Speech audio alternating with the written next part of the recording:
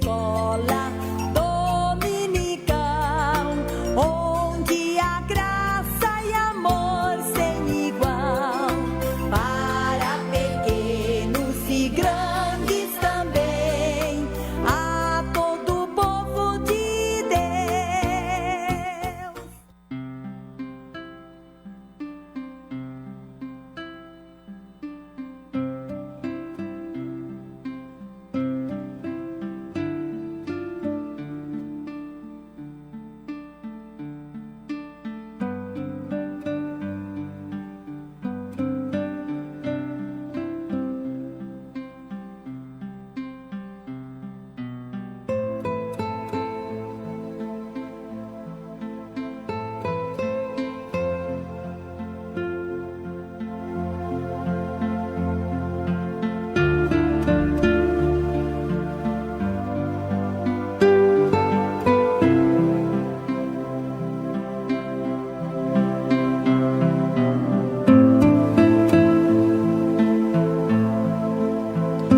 E assim, estes enviados pelo Espírito Santo, desceram a Seleucia e dali navegaram para Chipre. E chegados a Salamina, anunciavam a palavra de Deus nas sinagogas dos judeus, e também a João como cooperador.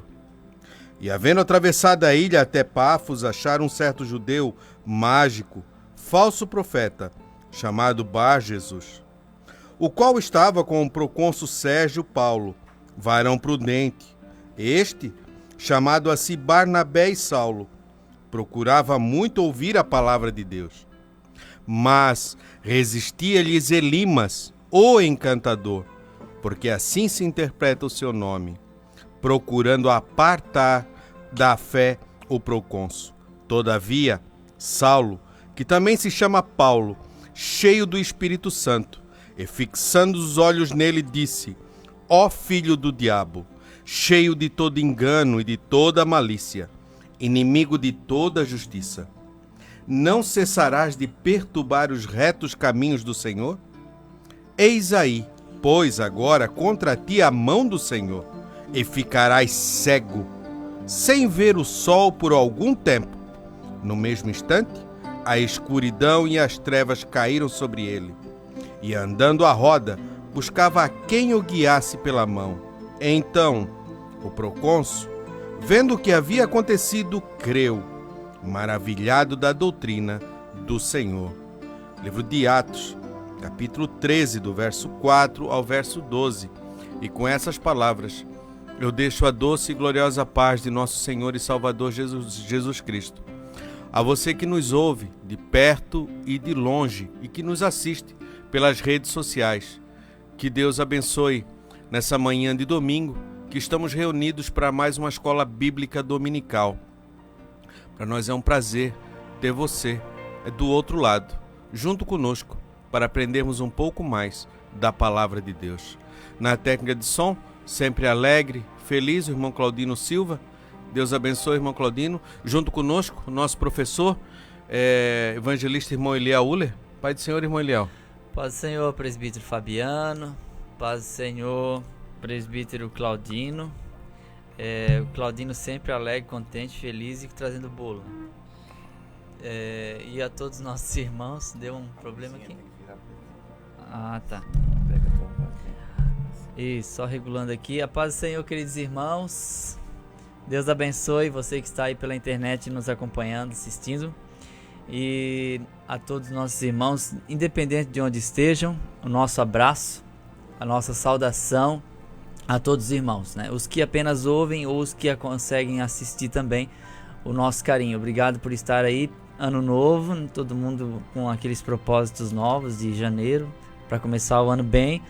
E nós já estamos começando o primeiro domingo já na Escola Bíblica Dominical, hoje dia 6, e é com muita alegria que nós retornamos a essa emissora. Presbítero Fabiano, o senhor ora ou eu oro? Pode orar. Vamos orar então. Deus, obrigado, Pai, por ter nos dado a oportunidade de estarmos juntos mais uma vez. A nossa equipe aqui e também os nossos queridos irmãos que acompanham conosco a IBD. Deus, sabemos muitos irmãos não podem estar na igreja, não podem estar numa reunião, mas eles aguardam esse momento com a revista em mãos para ser edificados junto conosco. Então eu peço que o Senhor abençoe, que faça dessa aula o culto que cada um precisa. Porque o culto não é apenas para a glória do Senhor, mas é para a nossa alegria também. Por isso nós pedimos que essa edificação traga refrigério, console a alma do aflito e que possamos ter um domingo de paz abençoado no meio de nossa família e que a nossa fé seja robustecida, renovada, restaurada e que possamos estar armados contra as ciladas do diabo. Deus fica com cada um, nós te pedimos, em nome de Jesus. Amém. Amém e amém. Primeiro trimestre de 2019, a nossa primeira aula do ano de 2019. Hoje é dia 6 de janeiro e a nossa lição desse trimestre ele fala sobre batalha espiritual, o povo de Deus e a guerra contra as potestades do mal. A nossa lição de hoje, a lição de número 1, ele vai trabalhar sobre a batalha espiritual. A realidade não pode ser subestimada. O autor da lição, que é o professor e doutor, pastor Ezequias Soares, ele trouxe nessa primeira lição que a realidade que nos cerca, o mundo espiritual que nos cerca, isso não pode ser subestimado. Grandes homens, ao longo da história,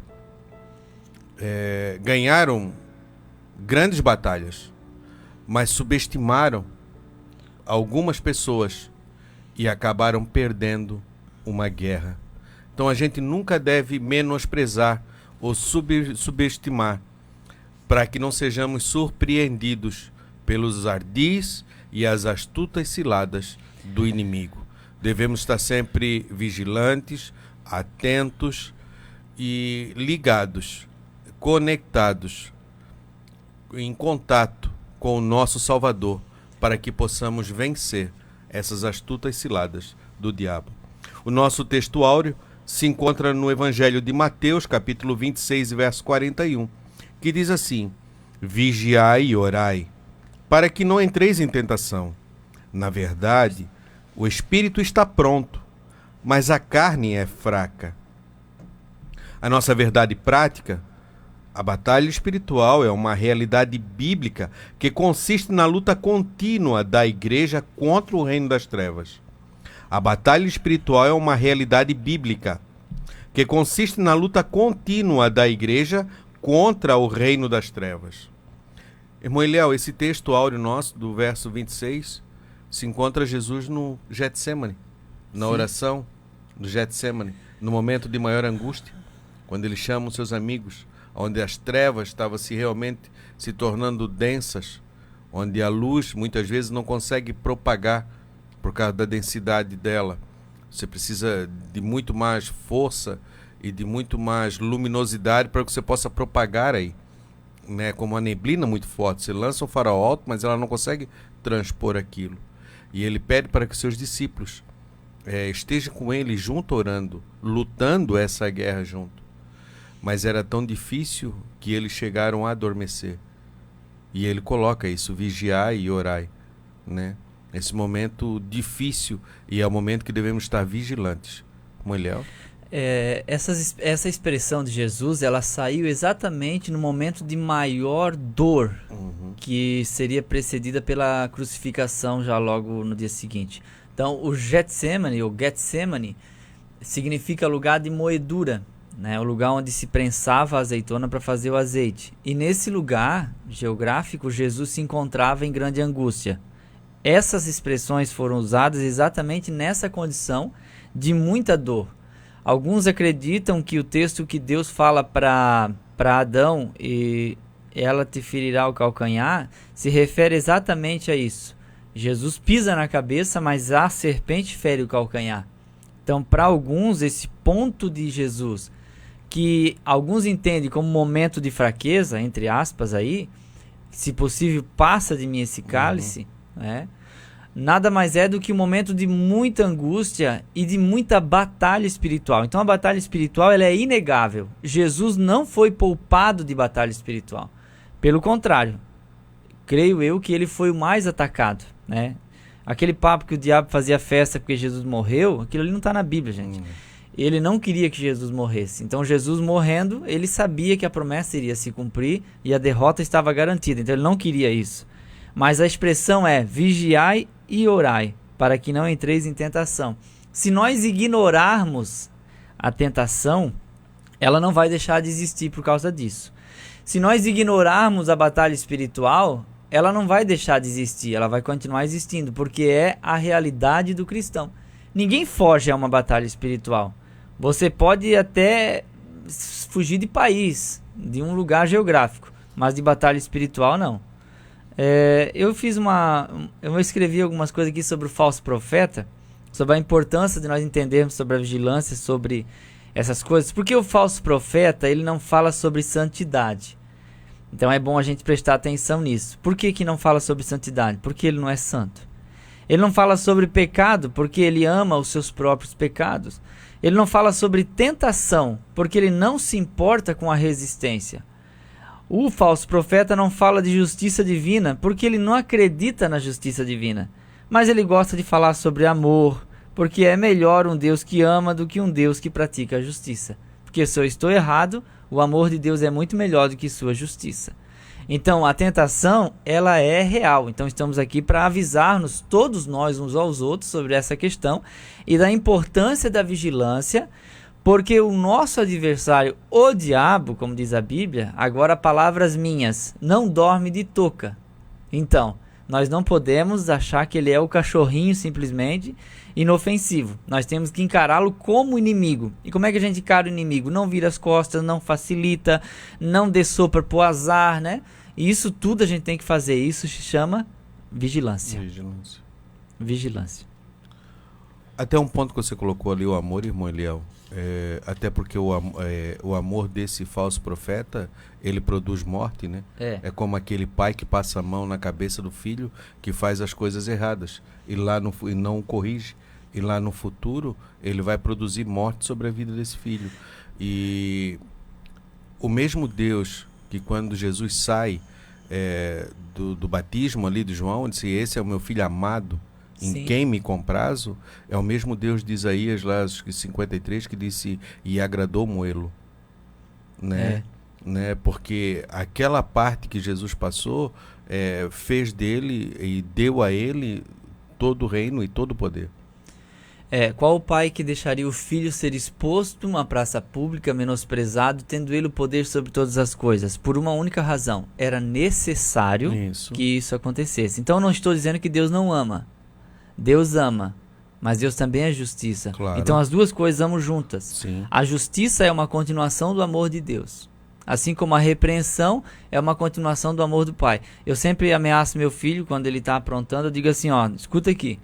O meu chinelo, Havaianas, é uma extensão do meu amor por ti. É engraçado que às vezes ele ri e diz, tá bom. Mas ele entende a mensagem, então Sim. Não precisa fazer nada. Só dizer isso, ele já entendeu que há possibilidade dele ser repreendido. Então Deus é assim, é amor? Claro que é amor. A essência de Deus é amor, mas a essência dele também é justiça simultaneamente. E isso é importante a gente identificar. Claro. Porque eu tenho dois filhos, se um obedece e o outro desobedece, eu vou amar os dois. Só que aquele que obedece vai experimentar mais o meu amor, e o que não obedece vai experimentar mais a justiça. Isso. A nossa leitura bíblica em classe se encontra na primeira carta de Pedro, capítulo 5, versos 5 e verso 9. Semelhantemente, vós, jovens, sede sujeitos aos anciões, e sede todos sujeitos uns aos outros, e revesti-vos de toda humildade, porque Deus resiste aos soberbos, mas dá graça aos humildes.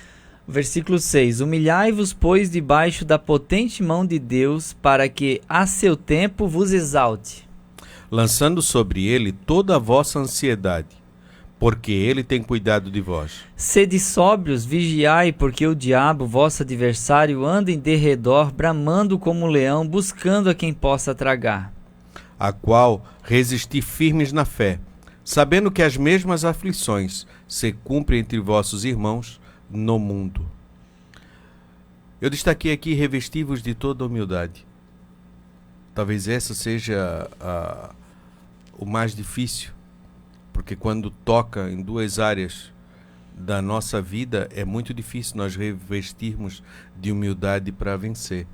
Uma é as finanças, que é a propriedade do ser humano, e outra é a honra, a conduta. Quando toca naquilo ali e a pessoa está sendo injusta com aquilo que está falando, é algo que geralmente a gente já vem revidar sobre aquilo. E você se revestir de humildade para que você possa vencer aquilo. Tem aquele hino da harpa que diz, né? Tentado não cedas. E tem uma parte do hino que diz: ser manso e humilde, qual morto até. Expressão de quem está morto. Não vi, não ouvi e não posso falar. Porque aquilo não consegue te atingir e mudar o teu estado. Mas não arrancar a tua parte. Sim, é que eu estou falando. Por isso eu destaquei. Quando eu estava lendo, ser revestivos de humildade. Eu me lembrei de algumas coisas. Que dá vontade, dá, né, irmãos? Sim. Briga de casal, tem que resistir. Briga no trânsito. Quer ver briga de igreja? Vamos fazer uma reunião. Reunião do presbitério. Eita glória. Resistir à vontade de dar um soco em alguém. Tudo isso, irmãos. Porque somos salvos. Porque somos salvos. Mas o meu temperamento é assim. Não, mas Deus controla ele. Entrega para ele que ele controla. A nossa introdução. A batalha espiritual é um tema do trimestre que estamos iniciando. Basta uma olhada na leitura diária para confirmar a menção do assunto nas Escrituras. Mas existe uma onda extravagante que surgiu na década de 60 e que tenta se passar por batalha espiritual. A presente lição apresenta o equilíbrio doutrinário que servirá como ajuda para ninguém subestimar o assunto. Nosso primeiro tópico: a autêntica batalha espiritual tem fundamentos bíblicos, mas nem tudo que se diz de batalha espiritual tem sustentação nas Escrituras. O conceito de batalha espiritual: a Bíblia afirma que todo mundo está no maligno. 1 João 5:19. Assim, existem seres malignos e espirituais que desde o princípio conspiram contra Deus e contra a humanidade para a destruição e o caos do mundo. Primordialmente, os demônios existem. Eles são reais e manifestam-se de várias maneiras, e, em princípio, nas pessoas possessas. E tais espíritos precisam ser expulsos. Por conseguinte, os cristãos se opõem a essas forças malignas pela pregação do Evangelho, a oração e o poder da palavra de Deus. A essa oposição dos crentes denominamos batalha espiritual. Irmão Eliel. Então, o conceito é simples. Há um reino das trevas e há um reino da luz. Há um reino espiritual do bem e um reino espiritual do mal. Eles se opõem não porque o reino da luz está se esquivando ou recuando, mas porque o mal peleja contra o bem e se aproveita da nossa natureza humana que é pecaminosa.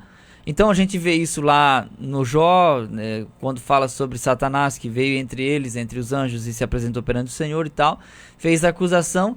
Ali a gente vê claramente um relato bíblico de uma batalha espiritual. Né?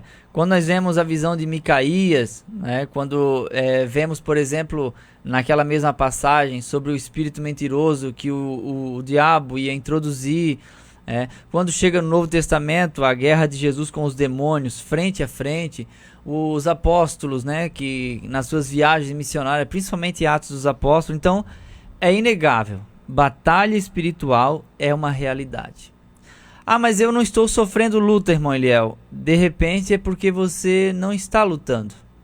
Não é? Tem pessoas que não exercem nenhuma de suas funções como crente, não usam nenhuma de suas armas espirituais, então, consequentemente, ele é uma pessoa que não incomoda. Não incomoda o inferno, não evangeliza, não prega, não ora, não estuda, não faz nada. Então ele está de boa. Ele está indo com a correnteza. Então, para a correnteza, a gente não precisa remar. A gente só entra no barco e vai embora.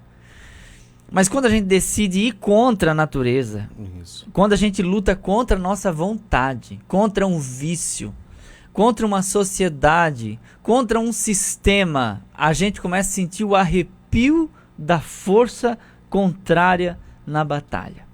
Então essa é a batalha espiritual, esse é o conceito de batalha espiritual. É a luta que nós sofremos para fazer o bem diariamente e o mal atravessando sempre com uma forma mais fácil. É como eu digo, o que não presta cresce, que é uma maravilha, mas o que tem que crescer é sufocado pelo que não presta.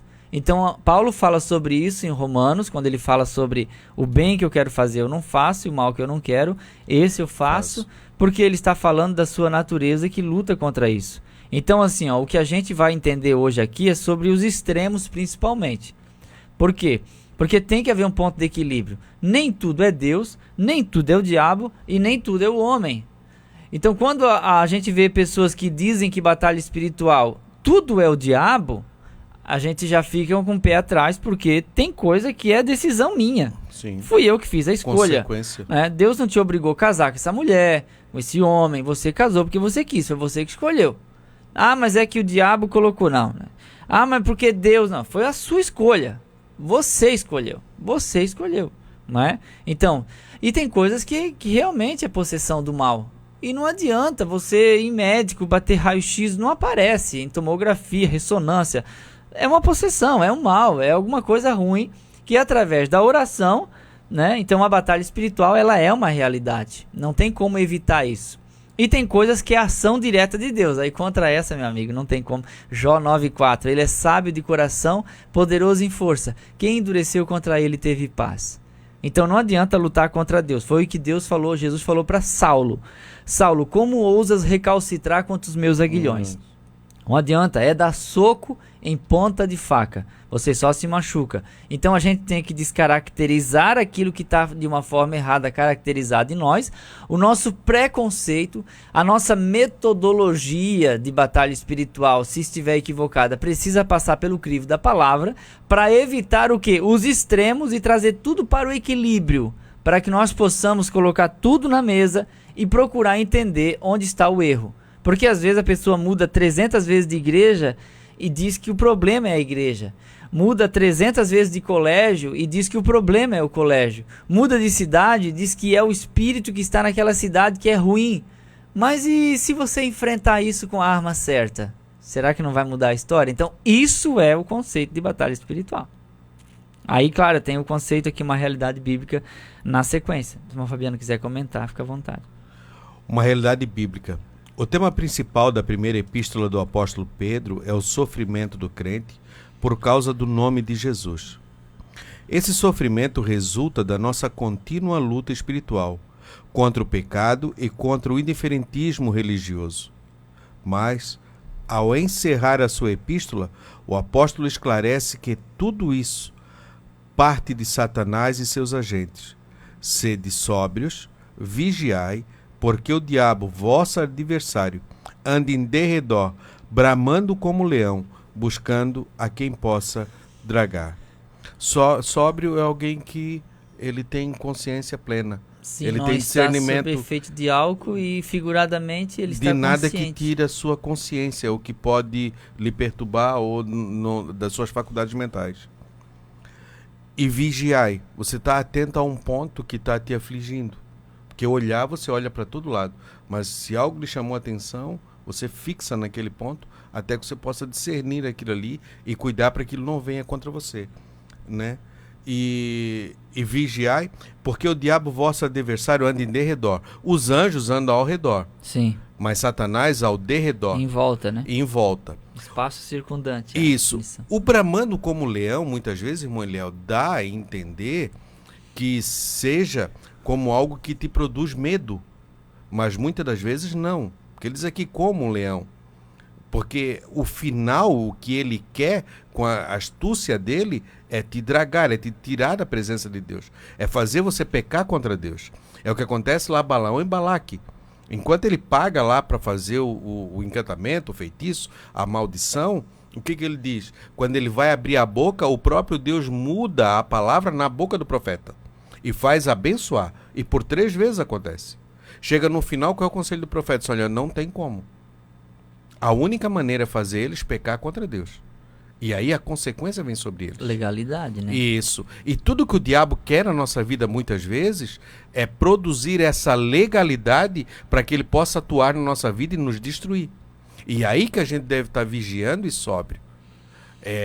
As pressões da vida, as pessoas que ele traz próximas a nós, as conversas que vêm, que muitas vezes vem no ouvido de alguém e fala uma coisa, que fala outra e que produz outra, e quando vê acontecer uma situação e que faz muitas vezes e que quer muitas vezes que você tome uma atitude, mas tudo aquilo é uma ilusão criada por Satanás para criar um cenário, um teatro para que você caia.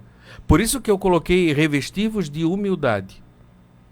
Às vezes no meio de um teatro desse que é criado e que é fictício, nada daquilo aconteceu, mas parece que é tão real e que você toma uma posição. E quando você toma essa posição, ela é errada.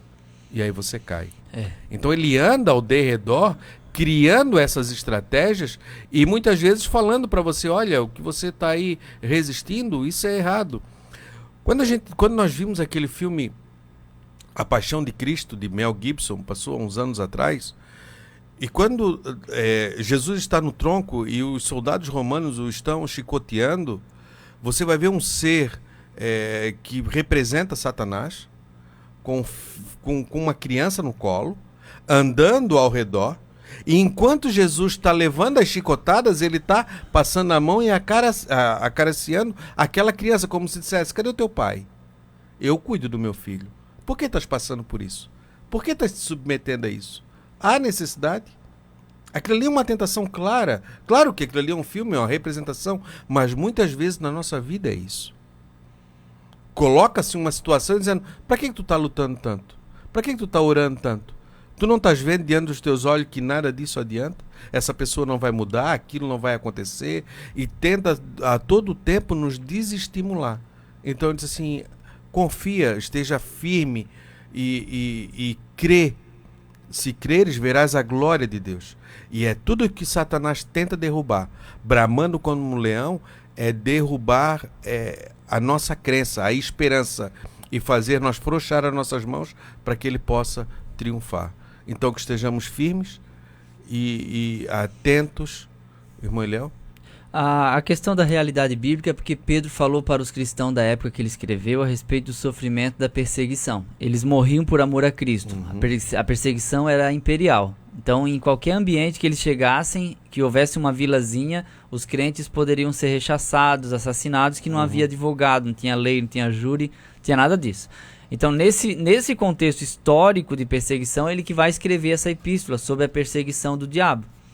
Então, hoje a nossa luta não é essa, porque hoje a Constituição dá-nos o direito de expressar a fé em qualquer divindade. Essa é a nossa lei, é a Constituição. Só que, por outro lado, nós temos um outro inimigo chamado conformismo e comodismo. Sim. Porque como não há perseguição, ficou muito bom ser crente, porque o Evangelho é uma bênção. Já Jesus é maravilhoso, andar com Deus é bom, só que há pouca renúncia. Há muitas pessoas que dizem que é possível servir a Deus e viver uma vida normal, natural, satisfazendo todos os seus desejos, não é? Que é o texto lá que eu estou elaborando para pregar hoje à noite, relacionado aos nicolaítas lá da igreja de Apocalipse.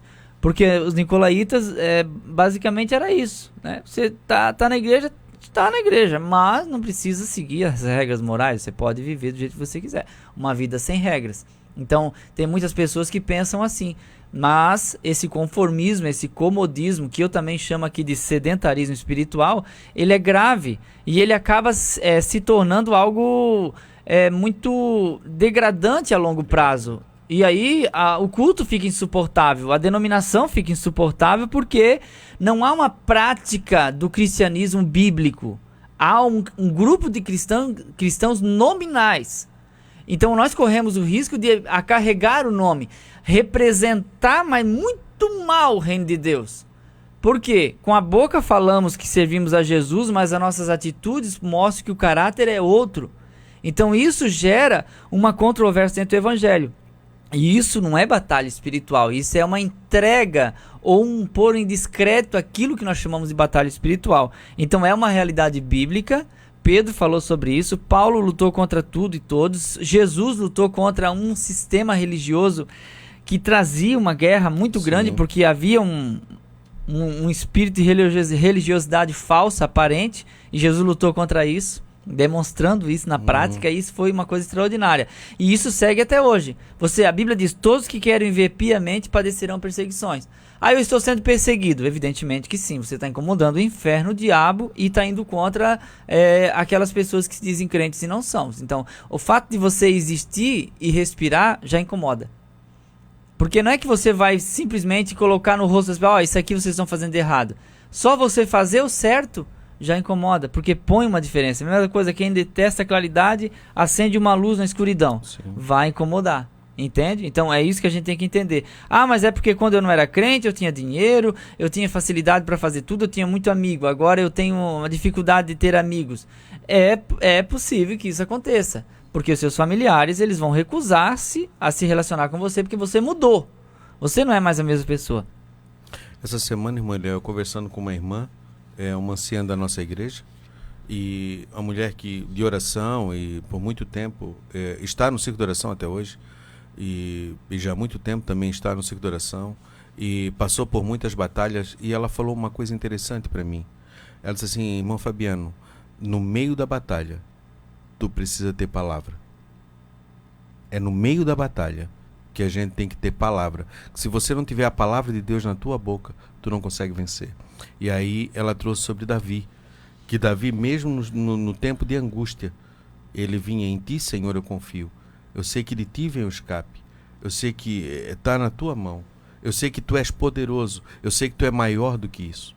Então ele professava isso através dos salmos e cantava ou recitava, porque é uma poesia ou um canto, e isso fazia gerar força dentro dele, e de um espírito abatido, que muitas vezes a situação poderia tornava em um espírito animoso, e com isso lhe dava forças para enfrentar e vencer aquela guerra que estava diante dele.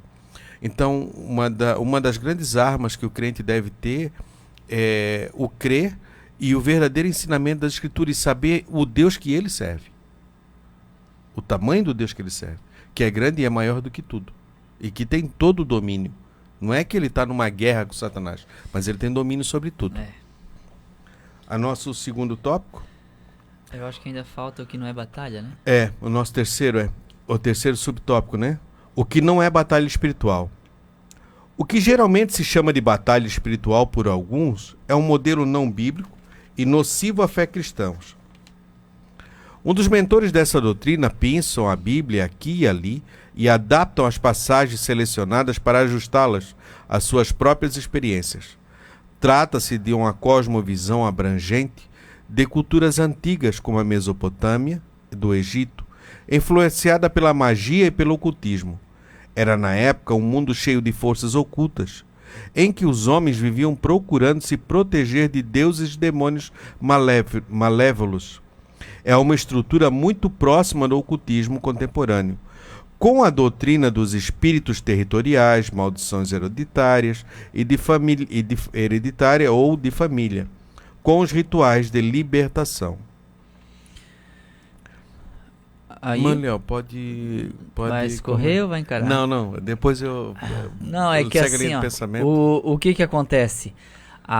Nós sabemos que muitas pessoas acreditam de forma piamente a respeito do que nós falamos aqui. Nós vamos voltar a falar no assunto mais detalhadamente, que é mapeamento espiritual, maldição hereditária e crentes que podem ficar endemoniados.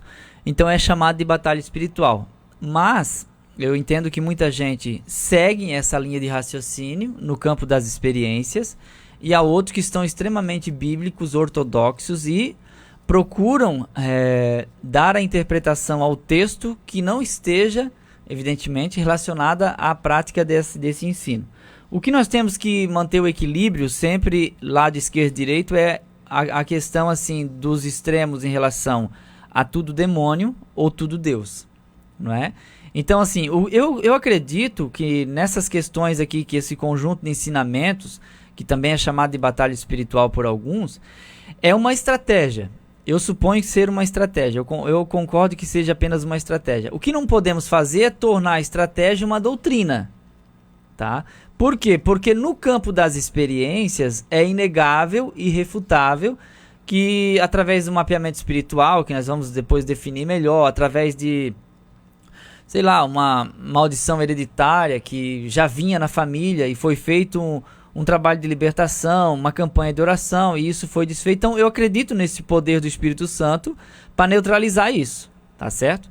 Agora, o que nós não podemos é dar muita ênfase a isso, não é? E começar a achar que tudo é maldição hereditária.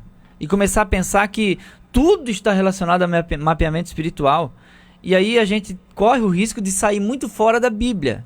Muito fora da Bíblia. O que nós precisamos fazer é manter os pés na palavra de Deus e ter esse ponto de equilíbrio. A batalha espiritual é real, ela existe, só que nós temos que ter cuidado, né, para não ver demônio em tudo. Eu vou só citar um exemplo para que fique mais claro. Por exemplo, eu vou na casa do presbítero Fabiano e chega lá e ele reclama para mim que a menina dele não está dormindo à noite e tal. E já orou, já buscaram a Deus e não entenderam o que aconteceu, mas a menina não dorme no quarto dela. Já tem 10 anos, não dorme. É um exemplo só. Beleza, aí nós entramos lá, oramos, aí alguém da oração sentiu que o ursinho de pelúcia que está no canto assusta e a menina tem um problema com insônia relacionado ao ursinho. Beleza, Fabiano, ó, esse ursinho tem uma coisa ruim nele. Tira ele do quarto. Foi lá, tirou, colocamos fogo, sumiu o ursinho. A menina dormiu em paz e a gente acreditou realmente que aquela maldição foi embora. Glória a Deus, tá. Agora eu chego na casa do irmão Claudino, tem um urso lá. Eu devo dizer que aquele urso está endemoniado? Não. O problema estava naquele... Isso, você não pode pegar uma coisa e fazer uma regra. Virar uma doutrina, é isso que eu tô falando. Regra. Por exemplo, lá na minha casa tem uma planta, comigo ninguém pode. Beleza, lá em casa ela não atrapalha porque ninguém se importa com ela e ela pode o que ela quiser, mas dentro do vasinho. Mas em outra casa parece que com ela ninguém pode porque ela é a causa da briga. Bom, gente, se alguém tem que sair da casa, não é o marido, não é a mulher, é o vasinho da planta, comigo ninguém pode. Beleza. Mas agora toda casa que tem uma planta dessa, então tem que tirar porque é demônio. Tem um quadro aqui, beleza. Tem um quadro do menino de costa. Tem um quadro de uma moça sentada olhando para um rio. É um quadro, normal. Ah, mas tem uma coisa ruim nele. Tá, então vamos tirar o quadro. Aí chega na outra casa, tem o mesmo quadro. Ah, não, tem uma coisa ruim nesse quadro. Se ele foi consagrado ao demônio, quem pintou, tudo bem. Agora, não é que isso seja uma doutrina, senão daqui a pouco a gente tem que queimar todos os quadros. Então tem casa que não tem quadro, não tem espelho, não tem ursinho, não tem nenhuma planta, porque para essa pessoa a batalha espiritual dela ocorre no campo das coisas. Entende? Então isso é um problema quando isso a pessoa quer impor para os outros. Isso é experiência sua, pessoal. Se você não se sente bem com essas coisas, joga fora, queima, joga no lixo e sirva a Deus. Entendeu? Agora não impõe para todo mundo essa regra, porque isso não vai funcionar, porque não é uma doutrina. Onde é que está isso na Bíblia, não é? Então esse é outro problema. O que nós temos que entender é que é algo pessoal, é algo próprio, né? Por exemplo, a pessoa diz que para expulsar o demônio tu tem que saber o nome do demônio. Bem, é uma questão da pessoa individual. A gente vai lá, em nome de Jesus sai demônio, demônio saiu, amém. Mas tem alguns que acham que tem que saber o nome do demônio. Bom, para você não tem que achar o demônio. Só o problema é descobrir quem falou o nome do demônio. Quem falou que o nome é esse? Foi o demônio. O diabo falou. Então, ele é o pai da mentira, vai que ele mentiu. E essa não é a identidade dele, pode ser outra. Como é que você sabe? Ah, mas é pelo espírito. Como é que você sabe que esse demônio está 2000 anos na família, se você tem 40 anos? Ah, mas foi o diabo que falou? Bom, aí tem que duvidar. Pode estar 2 anos só, não 2000. Como é que você sabe que é verdade, que é mentira? Então é um campo da experiência. Você teve um sentimento, uma revelação é particular. Experiência, ela é individual.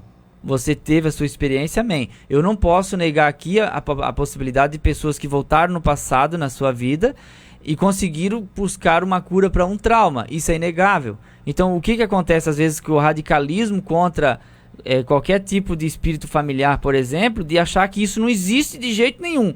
Mas para algumas pessoas voltar lá e cicatrizar isso é a cura que ela precisava, porque sofreu um abuso. Agora tem gente que sofreu abuso, superou, tá de boa na igreja e se pergunta, você não vai fazer uma regressão para resolver? Essa regressão, não quero nem lembrar disso aí, eu tô tão bem, eu tô tão feliz, já superou, entendeu? É diferente, é diferente. Então a gente vai pegar alguns textos aqui que normalmente se usa para fazer mapeamento e tal, para a gente tentar decifrá-lo se o sentido do texto realmente é esse e se dá para a gente criar uma doutrina baseada nesse versículo. O irmão Ricardo já está conosco. Depois do irmão Ricardo eu quero só trazer um tópico. O irmão Ricardo, Pai do Senhor, querido, seja bem-vindo ao nosso meio. Glória a Deus. A paz do Senhor, meus irmãos. Alegria no meu coração estarmos aqui nessa primeira escola dominical. Cumprimentar os irmãos que estão lá do outro lado do rádio. Também o presbítero irmão Claudino, que está na técnica de som, né? Nosso amigo, sempre contente e alegre ali. Irmão Fabiano e o evangelista irmão Eliel. Muito Amém. Obrigado por mais esta oportunidade. Amém? O que me veio na mente quando eu estava lendo isso daqui e estudando, irmão Eliel, é algo que é muito discutido no nosso meio e muitas vezes mal entendido, é sobre a depressão. Ela pode ser algo químico, físico, e pode ser uma possessão demoníaca, psicológico, e você tem que saber discernir sobre essas coisas para que você possa dizer. Tem pessoas, nós temos um irmão que congrega conosco e que ele tem uma deficiência, e se falta aquele medicamento, é uma proteína, né? Se falta aquilo ali, é porque ele tem uma deficiência no seu organismo. E se falta aquilo ali, ele cai no estado depressivo. Então ele precisa ter aquele suplemento para que seu organismo se mantenha equilibrado e ele tenha uma vida normal, sem problema nenhum. Tem demônio? Não tem demônio. É uma enfermidade. É uma enfermidade. E ele toma o seu medicamento e segue a sua vida normalmente. Tem pessoas que têm uma opressão maligna e que daí precisam ser... Claro, você precisa orar e expulsar. E outra coisa que devemos ver também, que nas Escrituras falam que Jesus subia todos os dias ao templo para ensinar. Ele expulsava os demônios, essas pessoas o seguiam e ele ensinava a palavra de Deus. E a palavra de Deus entrava dentro da pessoa como uma semente e produzia um fruto e fazia a pessoa ver mudanças. Fechar essas portas por onde Satanás entra. Muitas vezes temos que voltar e dizer, mas essa conduta, essa minha forma de agir. Tem pessoas que têm tanto hábito de fofocar ou de falar mal das pessoas que aquilo ela não percebe mais nela.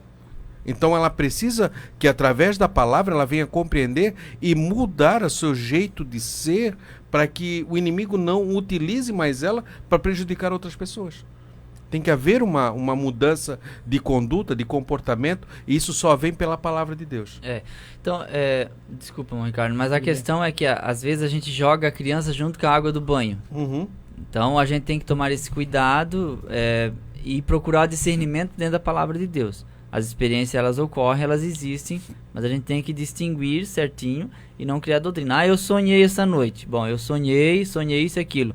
Eu não posso criar uma doutrina porque o meu sonho não é maior do que a Bíblia. Outra coisa, irmão Fabiano, tem pessoas também que não dominam certos assuntos, certo? E quer entremeter, quer falar, quer opinar e quer até ensinar. Vocês vão ver às vezes eu aqui fazendo pergunta para o nosso professor aqui. Porque tem assunto que a gente não domina. Quer ver uma coisa? Certa feita, um veterano aqui da nossa igreja, quando estava perto dos seus dias, de partir para a eternidade, ele foi um homem que lutou muito, orou muito de oração. Mas a pessoa de idade chega a um certo ponto, irmão Léo, ela fica debilitada, às vezes emocionalmente, mentalmente. Sim. E precisa desse remédio que o irmão Fabiano falou. Uhum. E muitos irmãos, com a agida desse irmão, que era um santo homem de Deus, pensou que ele estava endemoniado. Precisou, eu lembro, do pastor Eliel Maciel, no púlpito, falar e comentar isso, numa reunião entre a igreja, e explicar o que estava acontecendo. Então, quer dizer, tem pessoas que não dominam esses assuntos, sobre depressão, o que é depressão, o que é aquele remédio que ele está tomando, se está endemoniado mesmo, se não está, isso que o irmão Fabiano falou, ele não domina o assunto, e fala, e às vezes, irmão, está pecando. E vai viver a vida pecando. É o que o irmão falou da fofoca, da murmuração, da maledicência. Que tem certas pessoas que não dominam o assunto, não sabem o que está acontecendo, e pegam e entram por esse caminho aí, e continua pecando, e olha, e às vezes os fins dessas pessoas não é bom. Às vezes toda a enfermidade, né? Às vezes não é nem somente uma depressão, mas qualquer outra enfermidade. Sim. A pessoa fica procurando uma razão, um pecado. Gente, nós não precisamos de uma razão para estar doente. Já temos uma. Adão pecou, Eva pecou, eles pecaram. E toda a descendência pecaram. E todos nós estamos sujeitos à enfermidade porque com o pecado entrou o mal. E com o mal entrou também as doenças físicas e nós somos físicos e a gente fica doente. Beleza? Então o crente também fica doente, o crente também vai para o hospital, o crente toma remédio, o crente também se deprime, pode acontecer. Você não pode pegar a pessoa da sua congregação que está deprimido lá e dizer que ele está endemoniado ou coisa assim. O que a gente precisa, que a pessoa mais precisa dessa hora é o abraço da igreja e não do seu julgamento. Então é importante que a gente pense nisso. Fabiano, eu vou ler aqui os tópicos seguintes. Principais crenças da pseudo-batalha espiritual. As inovações mais chocantes que se pregam por aí são o mapeamento espiritual, maldição hereditária e a ideia de que um salvo pode ser possuído pelo demônio. Mapeamento espiritual. A doutrina consiste na crença de que Satanás designou seus correligionários para cada país, região ou cidade.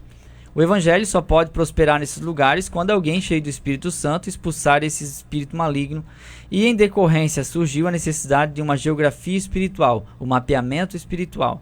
Os espíritos territoriais são identificados por nomes que eles mesmos teriam revelado, com as respectivas regiões que eles supostamente comandam. Essas pessoas acreditam que tudo isso se baseia na Bíblia. A maldição hereditária. A doutrina resume-se nisso. Se uma pessoa tem problema com adultério, pornografia, divórcio, alcoolismo ou tendências suicidas, é porque, no passado, alguém de sua família, não importa se avós, bisavós, tataravós, teve esse problema. Desse modo, a pessoa afetada pela maldição hereditária deve, em primeiro lugar, descobrir em que geração seus ancestrais deram lugar ao diabo. Uma vez descoberta tal geração, pede-se perdão por ela, e dessa forma, a maldição de família será desfeita. É uma espécie de perdão por procuração, muito parecido com o batismo pelos mortos praticados pelos mormons. Os que defendem essa doutrina pinçam as escrituras em busca de sustentação bíblica. Crentes endemoniados. Esses pregadores ensinam que o homem é um espírito que tem alma e habita num corpo. Aqui citação de Kenneth Hagin. Partindo desse falso conceito teológico, afirma que o Espírito Santo habita no espírito humano no processo da salvação e que os espíritos imundos estão relegados à alma e ao corpo do cristão. Os promotores dessa doutrina costumam apelar para o estado psicológico de Saul depois que ele se afastou de Deus, o caso de Judas Iscariotes, além de Ananias e Safira. Alguém? Mapeamento espiritual. Da forma como colocou o professor, Ezequias. o comentarista, o professor Ezequias, porque muitas vezes a gente coloca algo em amplo senso, que eu vinha conversando com o irmão Eliel.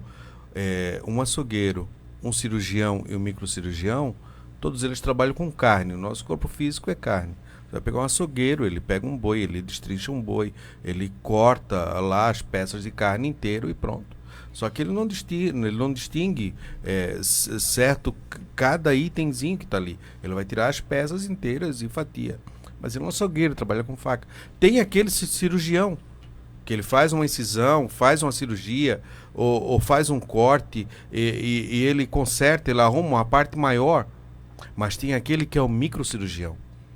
Uma vez eu estava vendo uma entrevista sobre um doutor, ele estava falando sobre a capacidade do médico de pegar uma mão desfacelada e ele reconstruir ela através das técnicas e tudo mais e trazer, porque ele sabia detalhes de cada nervo, de como funciona, por onde é que passa, cada pedacinho de osso, de carne e a sua ranhura e as veias e tudo mais. E ele sabe como funciona.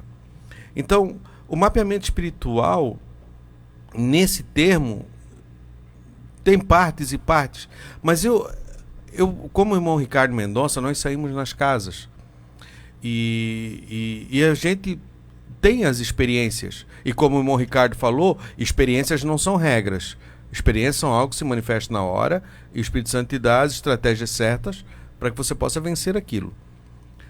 E há um caso de uma casa de um irmão que já há 3 anos que a gente vem discipulando eles. Esse irmão, ele vem de um mundo de crime, vem de um mundo muito violento, muito complicado. E quando a pessoa dá alguém para você cuidar, ele capacita você a cuidar, como um pai que gera um filho. Ele tem capacidade, mesmo que tendo poucas economias ou poucas coisas, mas ele consegue criar aquele filho. E quando Deus coloca alguém para você, ele capacita. E também capacita a pessoa também de te ouvir. E um dia eu cheguei na casa dessa pessoa, irmão Eliel, e ele estava muito, muito conturbado. Muito conturbado. E aí eu sentei com ele, ele sentou e eu comecei a conversar com ele. Eu disse, olha, tem áreas da tua vida que tu não vai poder voltar lá atrás para consertar. Tem coisas que tu não vai poder voltar lá atrás e consertar sobre os pais de família que você assassinou. Você não tem como voltar lá atrás e trazer a vida dessas pessoas e reconstruir. Há uma consequência sobre esse teu ato. Você vai passar por caminhos que o próprio Deus vai permitir para que haja um equilíbrio. Na sociedade, quando você comete um assassinato, existe uma sanção, uma pena, e está lá de 6 a 12 anos. Você cumpre aquilo e não é que você vai trazer à tona aquela vida que você tirou, mas a sociedade ela vai equilibrar e você, olha, se você cumprir isso, essa falta que você produziu, você vai viver normalmente depois. Nós não vamos mais te condenar, você vai pagar isso. Eu disse, então, aquilo que você fez, mas tem áreas da tua vida que tu vai ter que voltar lá atrás, que você prejudicou pessoas e que essas pessoas ainda estão vivas e que você vai ter que voltar lá para pedir perdão, para que você possa se consertar, porque para que aquela pessoa seja livre, porque aquela pessoa está presa em você. Isso eu falei numa semana. Na outra semana ele precisava voltar à sua cidade de origem, porque ele tinha que se apresentar diante do juiz, para que ele pudesse explicar e trazer o seu processo para cá, para que ele não precisasse voltar mais àquela cidade. Eu consegui com alguns irmãos a passagem, ele foi até aquela cidade. Quando chegando naquela cidade, e como ele teve no mundo do crime lá no fundo do poço, e aí ele não podia aparecer assim, não é chegar na cidade e aparecer, fica meio escondido. E ele estava numa casa lá, se apresentou ao magistrado, ele só ia voltar no outro dia que teria o ônibus. Ele estava naquela casa e disseram para uma moça que era conhecida dele: olha, sabe quem está aí? Fulano de tal. E aquela moça, todo o ódio que esse rapaz causou nela. Porque 20 anos atrás, irmão Eliel, ele contando a história, há 20 anos atrás, ele cuidava da boca de fumo, de tráfico, eu não sei como funciona, porque eu nunca vivi no meio disso, mas ele cuidava dessa boca. E essas pessoas conviveram tudo junto, se criaram desde criança tudo junto. E deu um problema, faltou um dinheiro, e acusaram essa mulher. Na época era uma moça. E quando acusaram, veio a sentença, a morte, porque lá não tem conversa, não tem advogado, não tem nada, julgou, já se processa na hora. E quando foi na hora, pegaram ela. Ela foi na boca de fumo, sem saber. Quando chegaram lá, pegaram ela. Surraram, maltrataram. E ele pegou uma pistola e colocou na cabeça dela. E quando ele ia engatilhar e ia matar ela, ele disse, não, hoje não. Hoje tu passa. Mas a próxima vez que eu te encontrar, tu morre. E aquela mulher ela entrou dentro dela uma ira e um ódio contra ele tremendo. E nunca mais a viu. Passados os 20 anos, era esse dia que ele estava lá. E fez o encontro entre os dois. E ele olhou para ela e pediu perdão sobre tudo aquilo que aconteceu. Ele disse, olha, me perdoa porque eu fiz isso contra ti. É como se fosse restaurando todos os pontos que ele errou contra ela. Me perdoa sobre isso, me perdoa sobre aquilo, me perdoa. E houve um perdão. E houve uma restauração naquele relacionamento. Cabo de 15 dias eu fui na casa deles novamente fazer um culto familiar. Quando eu chego lá, tá essa moça lá. Eu não sei se o irmão Ricardo estava esse dia conosco. Tava essa moça lá. E ele olhou para mim e disse, Fabiano, não sabe quem é essa moça? Eu disse, não, eu não a conheço, eu nunca a vi aqui. Ele disse, tu sabe quando tu veio aqui há 3 semanas atrás e eu estava naquela situação? E você falou isso, e disse que tinha coisas que eu tinha que voltar atrás porque eu tinha que consertar para que pudesse ser livre. E aí ele contou essa história. Então tem coisas que nós prejudicamos pessoas, como aconteceu com a minha avó materna. Isso é uma história que ela contava para nós, que tinha uma vizinha que morava na frente, isso há muitos anos atrás, 50, 60 anos atrás, e morava na frente, e a vizinha tinha ciúme, tinha inveja e queria ter a vida. E ela levantou uma calúnia contra a minha avó. E deu briga, e deu um monte de confusão. A minha avó era crente já na época, congregava na Assembleia de Deus, a igrejinha de madeira que tinha aqui. E acabando que essa mulher foi embora, e foi embora para outra cidade, e nunca mais se viram, e aquilo passou-se como esquecido. Passa-se mais ou menos uns 15 anos, uma carroça para na frente da casa da minha avó. E aí bate palma, minha avó vai atender, e vê que é aquela mulher que tinha acontecido aquilo. Minha avó ficou surpresa, achando que era mais uma confusão, assim, Alenir, eu vim conversar contigo, eu vim te pedir perdão, porque eu levantei aquela calúnia, porque eu tinha ciúme disso, daquilo hoje. Hoje, o Deus Jesus me alcançou, e eu sou uma crente como você. Glória a E Deus. eu quero Glória a hoje Deus. pedir perdão. Então, há coisas na nossa vida que devemos voltar. Coisas que nós praticamos errado contra pessoas que devemos voltar. Nós vimos que o próprio apóstolo Paulo pega Filemão, escreve a carta e manda de volta. É. Lá no seu patrão, só volta lá. Aham. Daí é importante também frisar aos irmãos que é no campo das experiências. Então é importante que a gente entenda, por exemplo, que não dá, tem coisa que não dá. Por exemplo, a pessoa morreu. Não tem como voltar. É. Há áreas da tua vida que não tem como aceitou voltar. Jesus te perdoou dos teus Claro. pecados. Nem todo mundo precisa desse regresso. E às vezes não é possível, né? Então, eu vou dar aqui a definição, depois passo para o irmão Ricardo. Mapeamento espiritual. O mapeamento espiritual, ele classifica por território geográfico, como se cada entidade espiritual, ou que seja um demônio, ou um anjo de Deus, é responsável por uma região. Isso é mapeamento espiritual. A base que se usa é o texto de Daniel 10:13 e de Marcos 5:10, que depois nós vamos ler também. Se der, claro, né? Depois a gente vai estar explicando sobre esses textos aqui. Mas o príncipe do reino da Pérsia se pôs de frente de mim 21 dias, e eis que Miguel, um dos primeiros príncipes, veio para ajudar-me. E eu fiquei ali com os reis da Pérsia. Então esse anjo que atrapalha a passagem de Gabriel para chegar até Daniel, acreditam-se que ele era responsável por uma região, ou seja, pela Pérsia. Então, ele era um príncipe dessa região, então entende-se aqui, né, boa parte das pessoas entende, alguns que professam a doutrina do mapeamento espiritual, de que em cada região tem um anjo. Mas a grande questão é, se aqui houve nessa região um anjo, por exemplo, responsável por uma região, será que isso deve ser uma doutrina de que há um mapeamento no mundo espiritual e que há necessidade disso para, por exemplo, entrar numa aldeia, entrar numa região, fazer um trabalho de restauração, começar um trabalho missionário? Eu sei que no campo das experiências ocorre. Eu não estou aqui para discutir que isso não ocorre ou que vai deixar de acontecer ou que não aconteceu. Tem muita gente nos ouvindo agora e lembrando de experiências que tiveram. De chegar numa cidade e Deus dá uma revelação que tipo de demônio a ser expulsado. Se era da prostituição, se era da droga, né, do vício, e assim por diante. E nessa estratégia houve um avanço do evangelho. Mas não esqueça que esse avanço não está baseado apenas na estratégia, mas no tempo gasto na oração, na pregação da palavra. Então há uma série de fatores. Que isso tem contribuído em alguns lugares, claro que sim, pelo poder da oração e da palavra de Deus. O que a gente não pode é levar isso para o extremo, achar que isso basta. Eu cheguei aqui em Balneário Camboriú e vi muita prostituta, então se expulsar o espírito da prostituição, a cidade inteira vai se converter. Bom, gente, tanta gente já expulsou esse espírito de prostituição, você não faz ideia, estrategicamente. E a questão é, eu pergunto, acabaram as prostitutas? Não estou dizendo que o evangelho não funciona.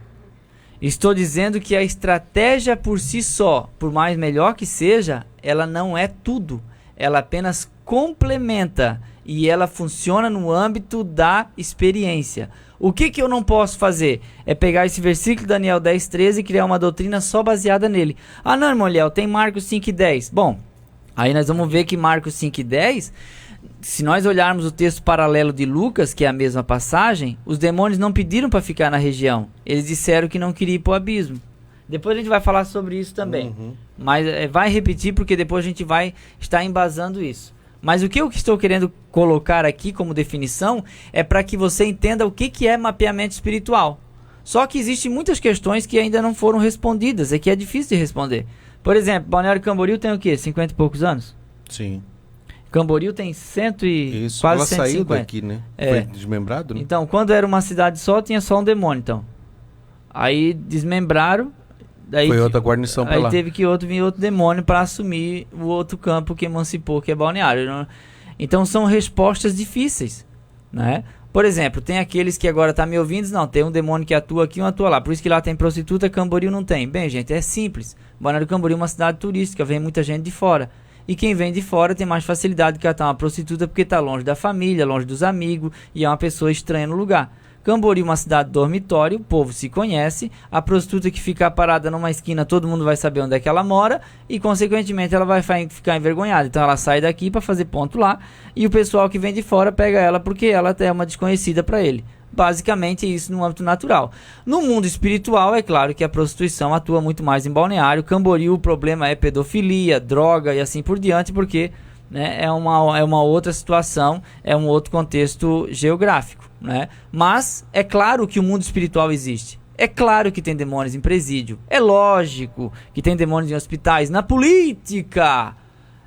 Agora, difícil é eu provar biblicamente que o demônio da política é fulano de tal, o nome dele. E o demônio do hospital é o demônio tal. A pergunta é: quem deu esse nome? Quem deu esse nome? Fizeram lá uma lista e eu sei que quem sabe eu vou perder uma meia dúzia de amigos agora.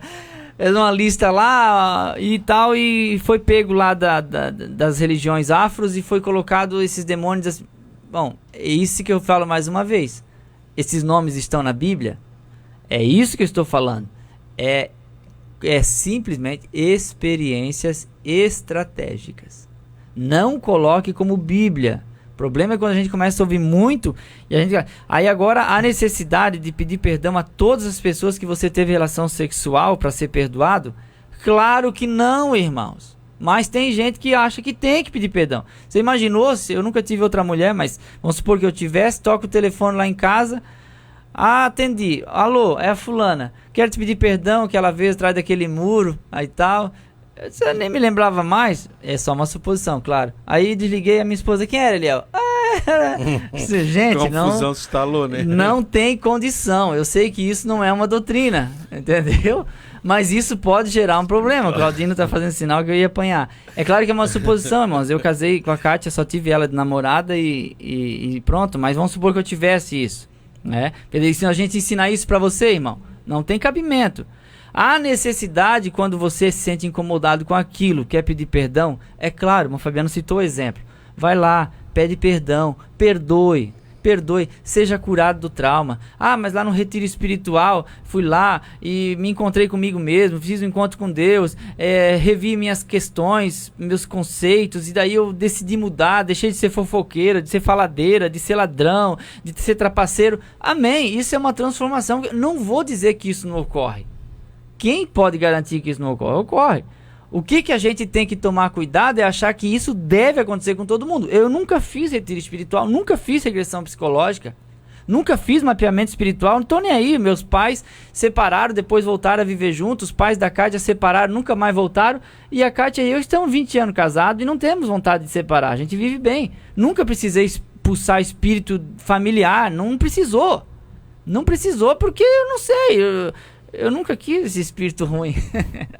Mas tem família que vive há gerações no divórcio. Então você precisa ir lá e orar nesse sentido e expulsar. Claro que tem que orar, irmãos. Claro que tem que orar.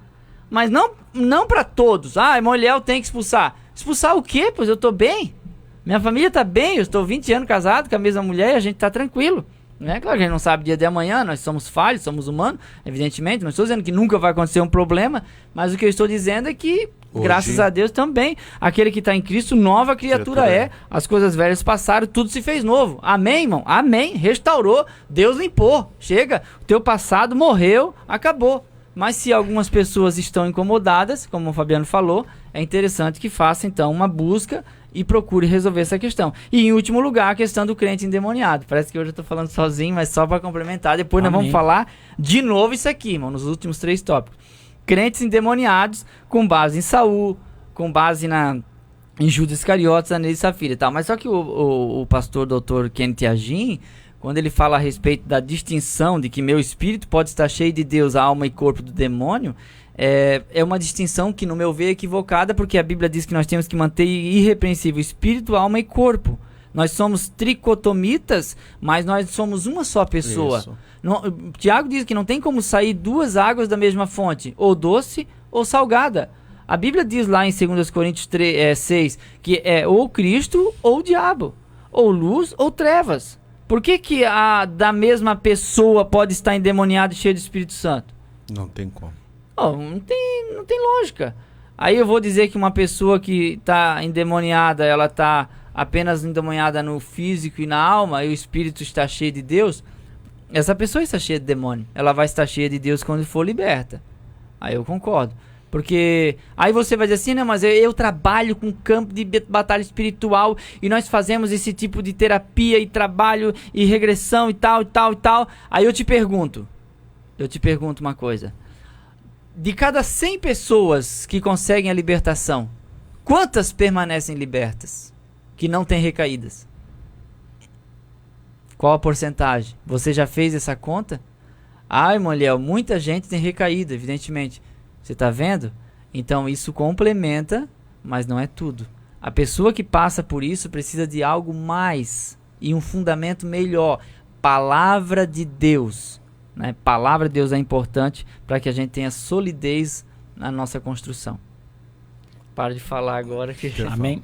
Não é sobre maldição hereditária, né? Que eu fiquei pensando assim, aonde está o sacrifício de Jesus na cruz aqui nesse negócio aqui, né? Porque o comentarista está dizendo aqui, ó, alguém de sua família, não importa, que está no alcoolismo, no divórcio, no suicídio, no espírito suicida, tudo, não importa, se avós, bisavós e tataravós. No caso que o Morliel falou aqui sobre um histórico de divórcio da família e que ele vive bem. Mas espera aí, eu sei que muita coisa do meu temperamento eu herdei de meus avós, certo? Sim. Herdei. Eu sou sanguíneo? Meu Deus, a minha avó, mãe do meu pai, era uma mulher de uma opinião forte, de uma moral, um caráter fora de série, mas... Então eu sei que muita coisa herdei dela, herdei dos meus avós, materno e paterno. Mas só que tem uma coisa, Jesus Cristo entrou na minha vida.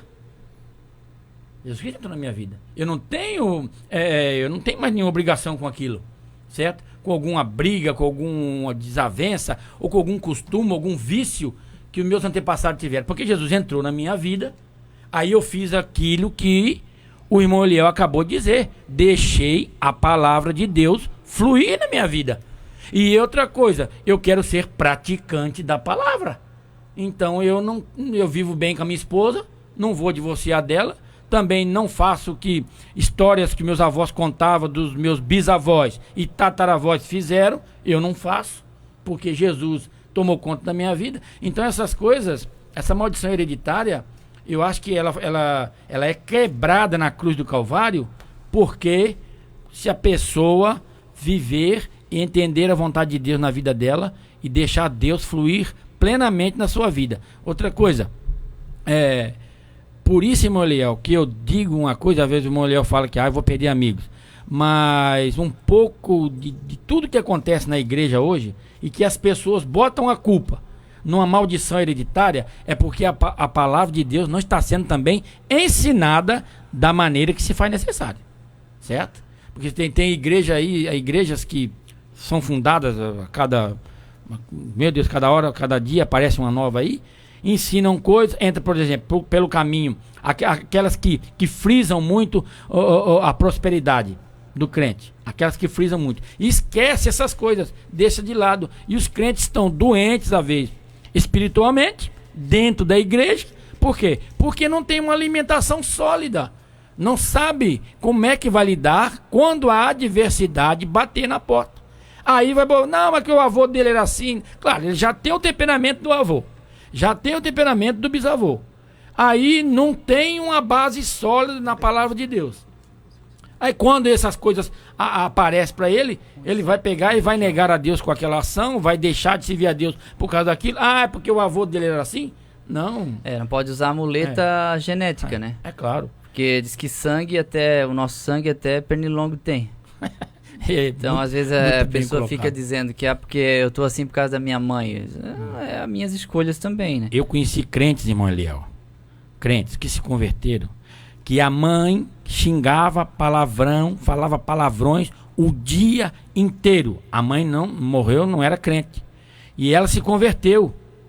E antes dela se converter, ela não dizia palavrão de espécie nenhuma, porque achava aquilo ridículo, achava feio. certo? Então o que a mãe tinha de ruim, o que a mãe passou para ela de ruim, não está nela. E ela se converteu, pronto, é uma pessoa totalmente diferente. Por quê? Porque o evangelho ele faz isso na nossa vida, irmão. Ele nos limpa, ele nos dá direito de entrar na cidade pelas portas, ele nos transforma, certo? Se você fizer o que é certo, né? Se tiver alguém também que te discipular, que te mostrar e falar contigo, vai funcionar. Eu creio assim. Nosso terceiro tópico, vamos à Bíblia. Ninguém tem o direito de fazer o que quiser com a Bíblia. Vejamos, portanto, o que a Bíblia ensina nas passagens reivindicadas pelos líderes, defensores dessa inovação. Sobre o mapeamento espiritual, as duas passagens de Daniel falam sobre o príncipe do reino da Pérsia, Daniel 10 e 13, e o príncipe da Grécia. São citações fora do contexto, pois se trata de uma guerra angelical. E não há indícios da presença humana. O gadareno rogava-lhe muito que não enviasse para fora daquela província, porque Jesus havia mandado os tais espíritos para o abismo, e rogavam-lhe que não os mandassem para o abismo. Lucas 8 e 31. Essa é a razão de pedirem para ficar na região. Não se refere, portanto, a espíritos territoriais. Assim, fica claro que se trata de uma doutrina baseada numa interpretação equivocada. Sobre a maldição hereditária, no segundo mandamento do Decálogo, Deus afirma visitar a maldade dos pais nos filhos até a terceira e quarta geração daqueles que aborrecem. Essas palavras não podem se aplicar à doutrina da maldição hereditária, porque quando alguém se converte a Cristo, deixa de aborrecer a Deus. Logo, essa passagem bíblica não pode se aplicar aos crentes. Romanos 5, 8 e 10. Pois estes se tornam nova criatura. As coisas velhas já passaram e eis que tudo se fez novo. O que eles fazem com a expressão espíritos familiares é uma fraude. O termo usado na Bíblia hebraica é avot, plural de médium, espírito dos mortos, necromante e mágico. Isto está muito longe de serem espíritos que passam de pai para filhos. Sobre a possibilidade de o cristão ser possesso. É bom lembrar que Saul já estava desviado nessa época. 1 Samuel 15, 23.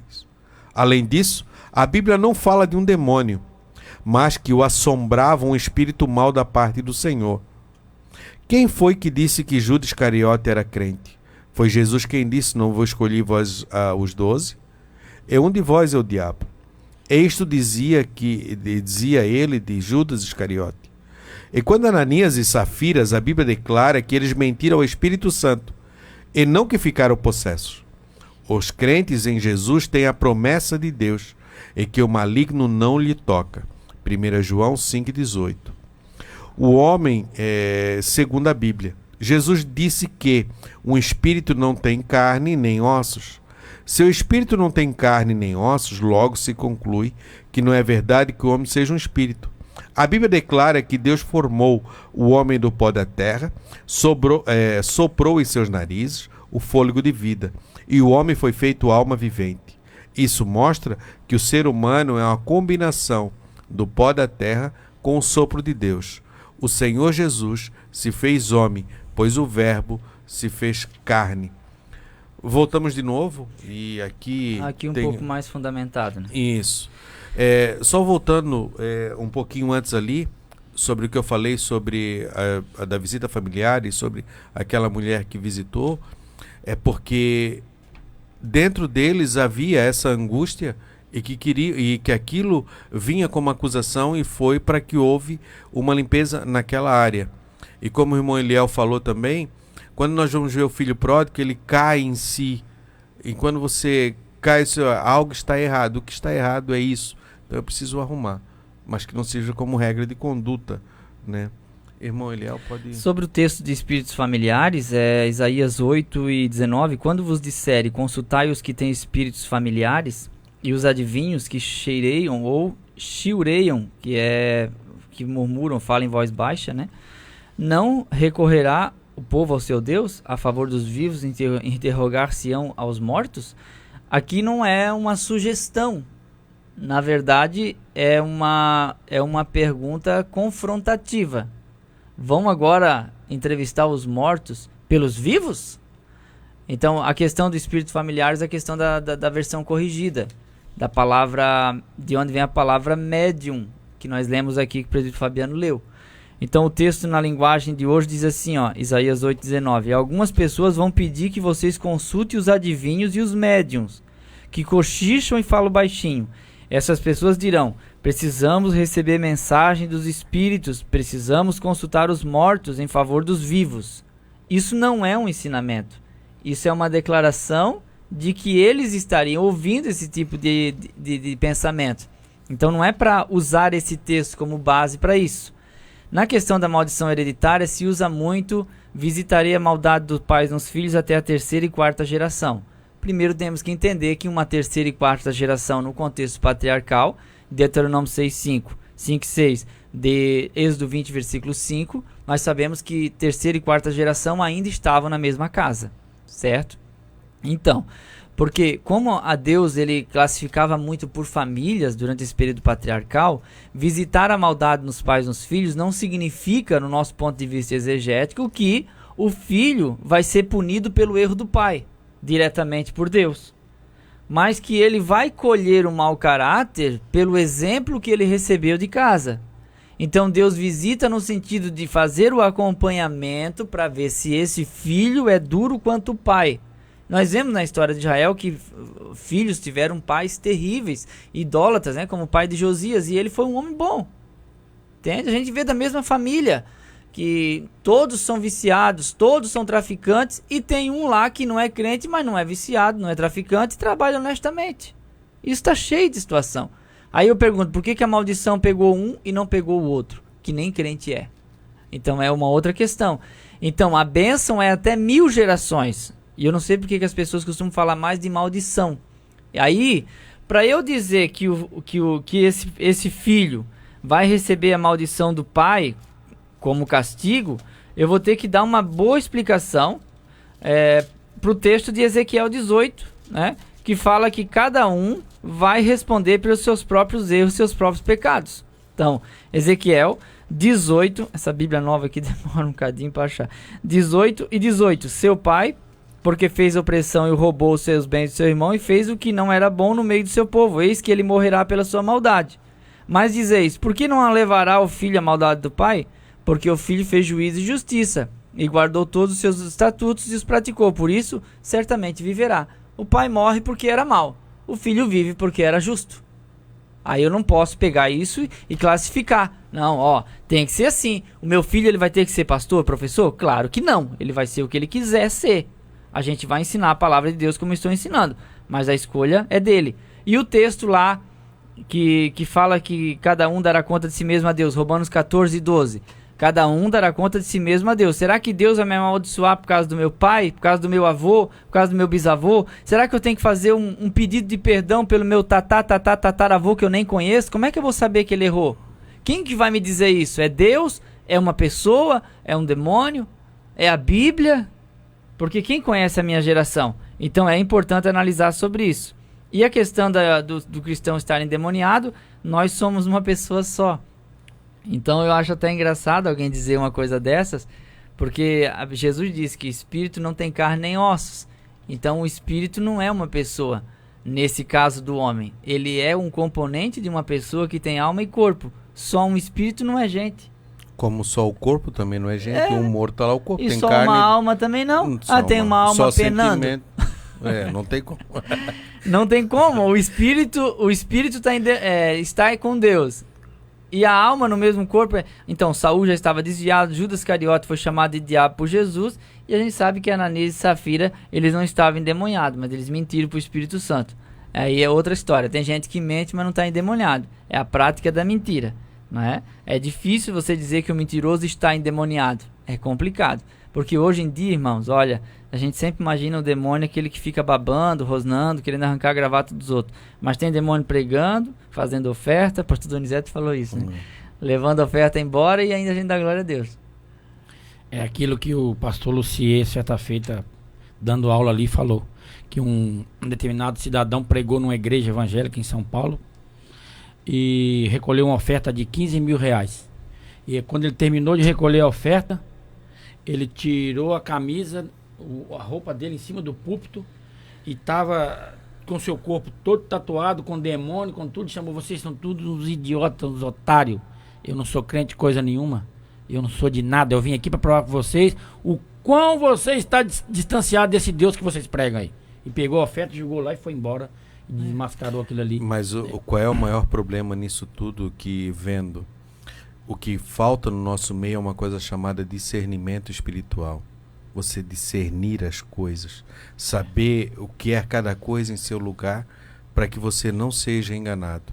Hoje no direito, como eu estou estudando no 8º período, e uma moda que está vindo agora, principalmente no direito de família, se chama constelações familiares, designada por um teólogo católico, Bert Helling, casado com esotérica, e ele trabalha muito nessa área. E tu vê as pessoas praticando isso, fazendo, mas o final que eu acabei observando acaba aquilo que o irmão Eliel trouxe. Qual é o fruto que está produzindo? Realmente liberta? Realmente Algumas traz? pessoas são libertas, isso aí é induvidável, mas nem todas. Né? Isso, então devemos cuidar com o que está sendo praticado e quais são as forças que estão sendo usadas. Então que nós possamos nos revestir de toda a armadura de Deus para que possamos estar firmes e possamos vencer as astutas ciladas do diabo. Porque o próprio Satanás se transfigura de anjo de luz. E se você não tiver o discernimento das coisas, você talvez seja engambelado, como se diz aqui o nosso linguajar, né? O nosso linguajar camboruense. As nossas horas se passam, essa lição, eu acho que se tivesse mais 3, 4, 5 horas, né? A gente teria muitas coisas para dizer, mas é só a primeira lição, irmão.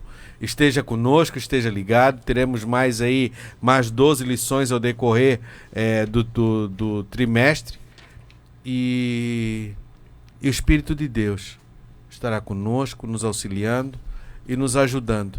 Eu só quero ler um texto antes de terminar, que se encontra em 1 João, capítulo 18. Sabemos que todo aquele que é nascido de Deus não peca, mas o que é de Deus é gerado, conserva-se a si mesmo, e o maligno não lhe toca. Sabemos que somos de Deus, e que todo mundo está no maligno. E se sabemos que já o Filho de Deus é vindo, e nos deu entendimento para conhecermos o que é verdadeiro, e o que é verdadeiro estamos, isto é, em seu Filho Jesus Cristo. Este é o verdadeiro Deus e a vida eterna. Filhinhos, guardai-vos dos ídolos. 1 João 5, do 18 ao 21. Tudo aquilo que não está firmado, que não é o centro e que não te leva à cruz de Cristo, irmão, não vem da parte de Deus. Esse versículo aí, que todo aquele que é nascido de Deus, tem tradição que diz, não vive pecando, né? E o maligno não lhe toca. Aí eu já vi crentes, né, usar aquele negócio da até a 4ª geração, aquele texto de até a 4ª geração que Deus visita. Isso cai por terra no Novo Testamento, porque isso está lá no Velho, né? Se não me engano. É porque troca a palavra visita por pune. Porque tem gente que acha que visitar e punir é a mesma coisa, mas são duas palavras hebraicas diferentes. Eu visito a maldade dos pais nos filhos. É diferente de punir o filho pelo pai. Por que Deus vai colocar uma maldição em mim se a culpa é do meu avô? Pois é, por isso que já tem a maldição de Adão, já. A cruz do Calvário cravou isso. A minha culpa, eu não vou pagar nada pelo que meu pai fez, porque a culpa Jesus cravou na cruz. Isso. Quer dizer, eu estou liberto. Amém? Eu queria ler a conclusão. Sim, pode ficar à vontade. Amém. Glória a Deus. Há necessidade de equilíbrio para que os exageros dessas aberrações doutrinárias não levem o crente ao ceticismo, porque a batalha espiritual existe e ninguém deve subestimá-la. Os fatos estão registrados na Bíblia e nenhum cristão ousa negar essa realidade. Por outro lado, os crentes devem ter maturidade suficiente para não entrar no fanatismo, mas discernir entre o que é verdadeiramente espiritual e o que é manipulação esotérica. Coisa linda. Amém. Nossas horas se passam, já são 11h27. Irmão Eliel, o senhor orou? Vamos orar então. Deus, obrigado, Pai, por esse momento que estivemos aqui conversando sobre a Tua Palavra, que possamos pensar bem a respeito de cada texto, analisá-lo dentro da sua história, do seu contexto, para termos o discernimento necessário.